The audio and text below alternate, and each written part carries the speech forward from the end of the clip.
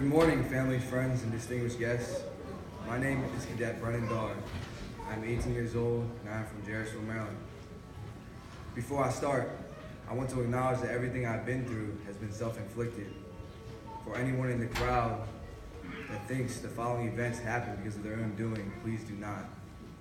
I chose to go down that path, and I chose to change my life. Every cadet at Free State has a story of their own, and everyone's story matters. I always told myself by the age of 18 I would get my life together, but I never realized how quickly that time would come.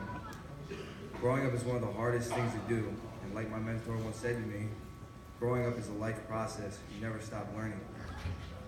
The last few years have been a roller coaster ride, from dropping out of high school to indulging myself into drugs to being homeless. This is truly a path many young men and women go through because of poor decisions, disrespect, and bad life coping skills. My life started to change at the age of 15. I realized what was going around me in high school, at home, and with my family. All of my friends were going into the 10th grade and 11th grade, while I was still in the 9th grade. It didn't bother me too much yet, probably because I spent most of my time out of school. And when I was in school, I was under the influence. All I really cared about was smoking weed and hanging out with my friends. Every day I'd wake up trying to figure out how to find my next bag of weed or my next bottle of liquor. Nothing ever mattered because I would lie to myself and my family about my plans to improve. I would work odd jobs to make money, and anytime I had the chance to make $1, I would spend it immediately on cigarettes, weed, and liquor. By the age of 16, drugs other than weed started to come out at parties. People I thought were my friends would only come around when they knew I had money. This was something I started to realize. 2 years ago, my principal told me that I should go to Free State, but I was too stubborn and thought I was too cool to go into some military school. My guidance counselors and all my teachers advised me that I should go as well. Every time I went to school, the staff and my friends would ask, "Where have you been? Why haven't you been coming to school?" I would tell them that I was out partying. When I first started smoking and drinking, I would tell myself that I would never try any hard drugs, but right before I turned 17, I decided to try cocaine for the first time. The money I made started going to my new cocaine addiction, and I still couldn't see what I was becoming. I hid it pretty well. I tried heroin for the first time when I was 17. There was something about heroin that changed me. I never really experienced withdrawal symptoms like heroin. It didn't take long for me to start becoming weak. I would go down to the city almost every day, sometimes twice, and it got to the point where I started putting a needle in my arms. Then, because I didn't want my mom and sisters to see the track marks, I shot up with my feet. And if that wasn't enough, I started doing heroin and cocaine at the same time. A time came where my family found out, and I was shooting up, and my brother came straight from Delaware with his friend from church to find me. When he found me, he didn't recognize me, and he wanted me to take a ride with him and took a left down Route 1.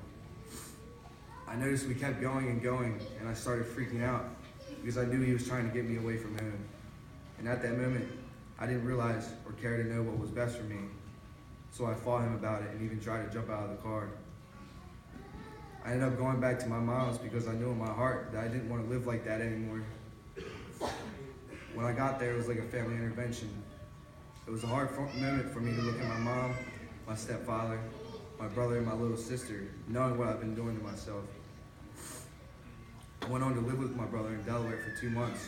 Over that course of time, I got clean, I started working out, and I went to church with him every Sunday. And at that moment, I was doing real well for myself. I was happy and clean, and even quit smoking cigarettes. I wanted to celebrate my 18th birthday, and on this exact day a year ago, I came back to Harford County and immediately fell back in my old ways. The next day, I went down to the city and got some cocaine, and that same day, I shut up. I ended up being homeless because I couldn't live by the rules my mother and stepdad set. I was just on another downhill spiral, and I found myself living in a drug house with a bunch of other addicts. I was doing the same old stuff with new people. It wasn't until one night that I was trading some Jordan jackets for dope that I saw someone overdose for the first time. And after that night, I knew I had to get away and do something.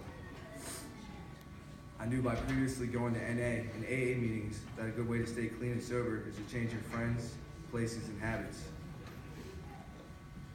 My brother told me about a recovery place called New Way of Life, located in Springfield, Missouri, and he advised that I should go to this place because ultimately my main goal was to get my GED and driver's license. So I contacted the man who ran it, and that night I left on a Greyhound bus. The bus ride was 33 hours long, but finally I ended up in Missouri at the ministry where they keep the men. When I found out they did not offer to help receive a GED or help with a driver's license, it only took me 5 days before I left. On the 5th day, I was dropped off at the subway outside of a city called Joplin.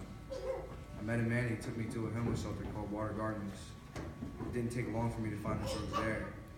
And Missouri has a huge meth problem, and Joplin has a high poverty rate. I knew in my heart that I should stay away, but I was too weak and gave in to my temptations. And honestly, I was just alone and sometimes depressed and didn't care if I died or not. At times I'd ask my family or people on the street for money so I could buy food, but instead I could buy drugs. It got to a point where I was out of control and got kicked out of the shelter for fighting, so I called in for help, but everyone there was worried I would come back and fall right back in my old crowd. I roamed the streets for 2 weeks until I made it to a Greyhound station and I bought a ticket home to Baltimore. When I came home, I tried hard to stay away from my old friends and places I used to go.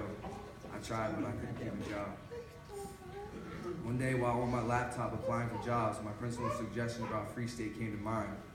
I emailed the recruiter about attending. The first 2 weeks here were really challenging. I met a man named Mr. Holloway, but I had no idea who he was. His PT was crazy, and that PT log is the heaviest thing I've ever had to lift. Several other boys and I had to carry it around the quad a couple times. Every morning, waking up with the same group of boys, to eating the DFAC food every day, and marching in formation everywhere we went got really old. I came to this program with a mindset that I would make it through, and it has been a real test, and we all have had our ups and downs. We all have learned many things to carry on into our adulthood. This program has showed us what the real world can be. When you're at your job, you're going to have people telling you what to do, just like having a cadre member telling you to stand at parade rest or attention. Some of us are going to have jobs that require us to wake up early in the morning. Free State has shown us that a proper sleep schedule is essential. I would like to ask my family to stand.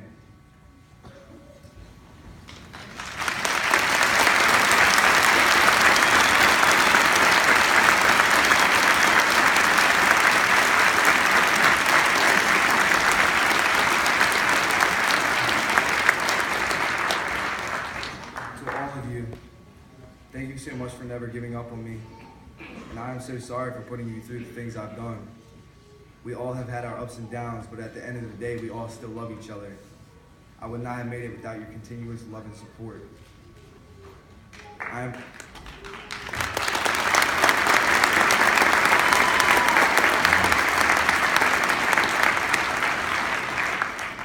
am ready to be a man now, and I am ready to take the next step.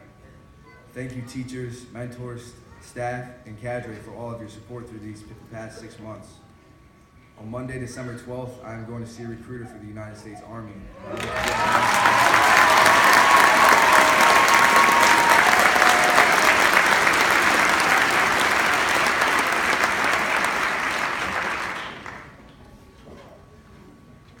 My friend, a good friend of mine, he overdosed on heroin on my last day of Exodus break.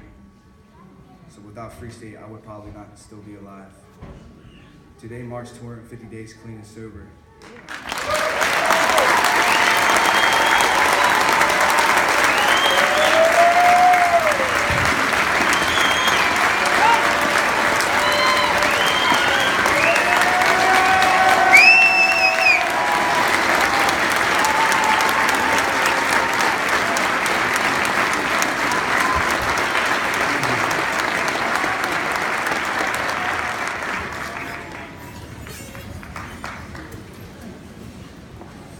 Free State has allowed me to get away from my past and concentrate on the person everyone knew I could be.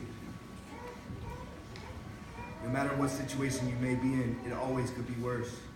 And be thankful for what you have. Count your blessings when you're sad, and open your eyes to what God is doing around you.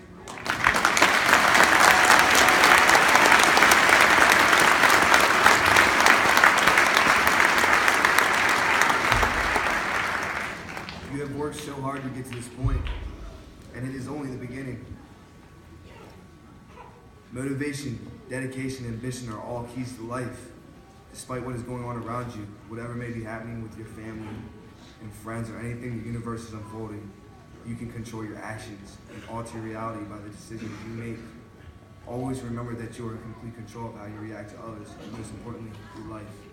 Congratulations, Class 47. It was an honor.